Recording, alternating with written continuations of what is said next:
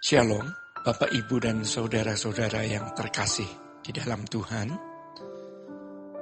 Kebenaran saat ini berjudul berkat jasmani.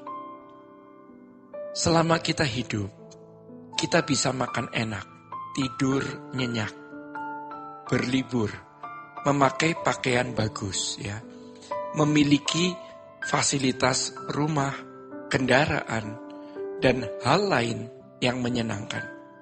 Namun sebenarnya pada akhirnya kita akan mati juga. Banyak manusia yang hidup dalam siklus seperti ini.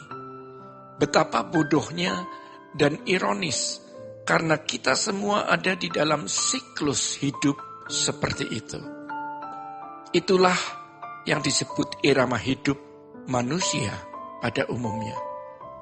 Betapa sedihnya hati Bapa, yang telah menyediakan kediaman kekal bagi kita, yang akan memberikan kita tubuh kebangkitan, tubuh kemuliaan seperti yang dimiliki oleh Tuhan Yesus, dan yang akan mempermuliakan kita bersama-sama dengan Yesus. Melihat kita sibuk dengan siklus hidup yang tidak peduli dengan penggarapan Allah. Padahal Allah menyediakan berkat rohaninya setiap hari.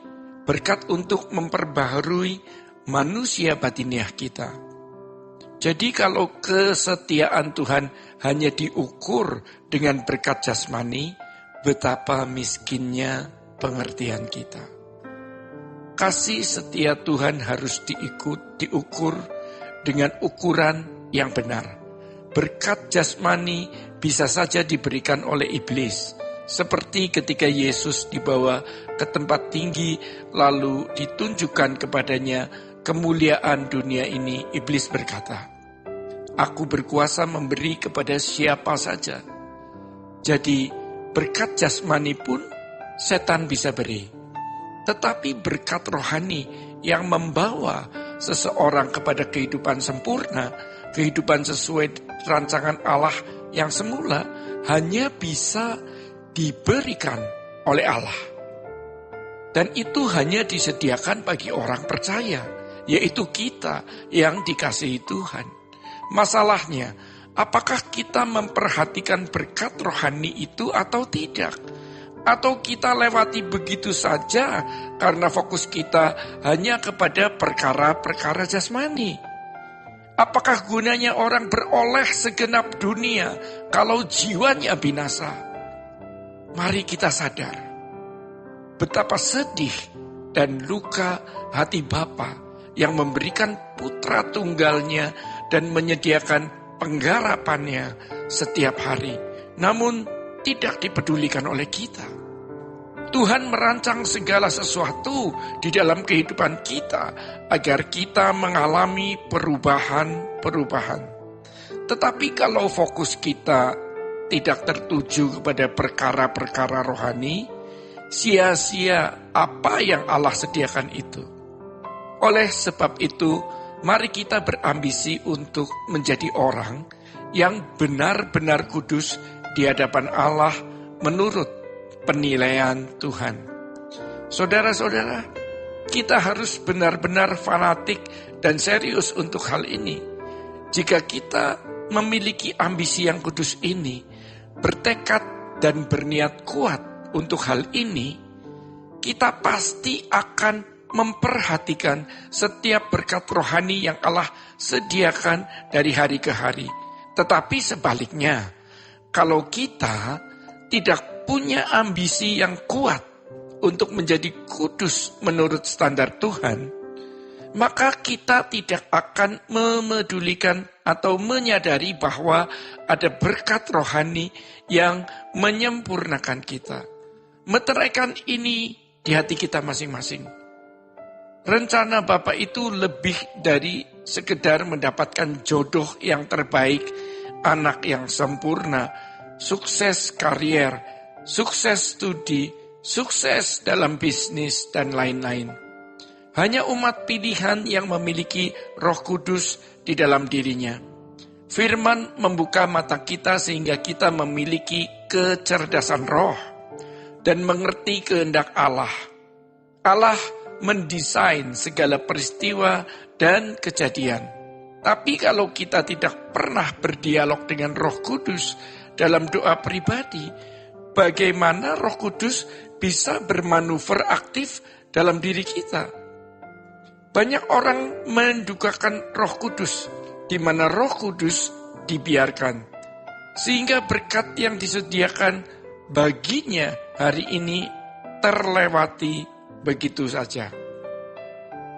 Roh Kudus mau memberi dan membawa berita dari Bapa, mau menyampaikan nasihat-nasihatnya, tapi kita sia-siakan. Jadi berapa banyak di antara kita yang berani keluar dari siklus hidup wajar seperti ini? Hati kita itu licik. Sering kita tidak sadar bahwa hati kita punya kesombongan terselubung, keserakahan terselubung, keinginan-keinginan daging yang masih menetap walaupun belum terekspresi.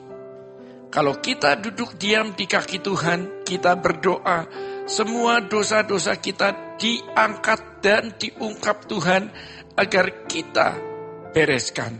Peristiwa-peristiwa hidup yang kita alami, bisa kita baca apa maksud Tuhan di balik semua itu.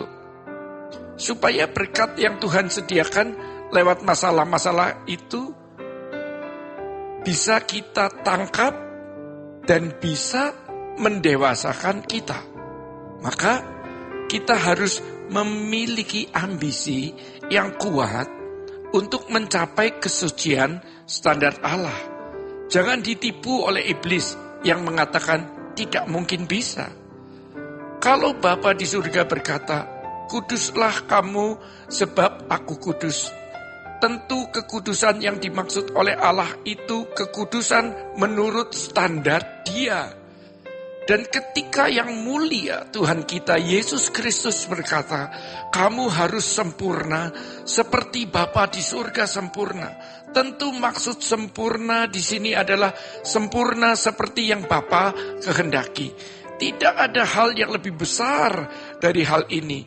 Jadi kita harus berani bertekad, apapun yang terjadi di depan, apapun yang harus kita alami, tidak menjadi masalah. Yang penting kita menjadi kudus sesuai standar Allah. Jadi jika niat itu kuat, ambisi kudus itu menyala dalam hati.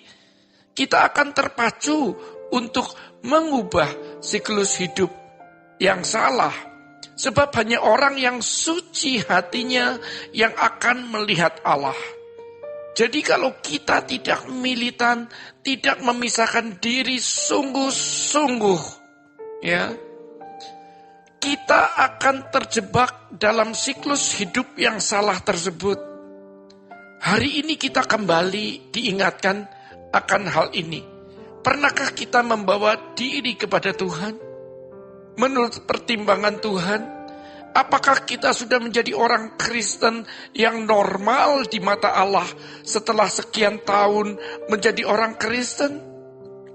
Kita masih punya kesempatan. Tuhan mau mengubah kita menjadi manusia baru. Demikian kebenaran pada saat ini. Tuhan Yesus memberkati. Sola Gracia.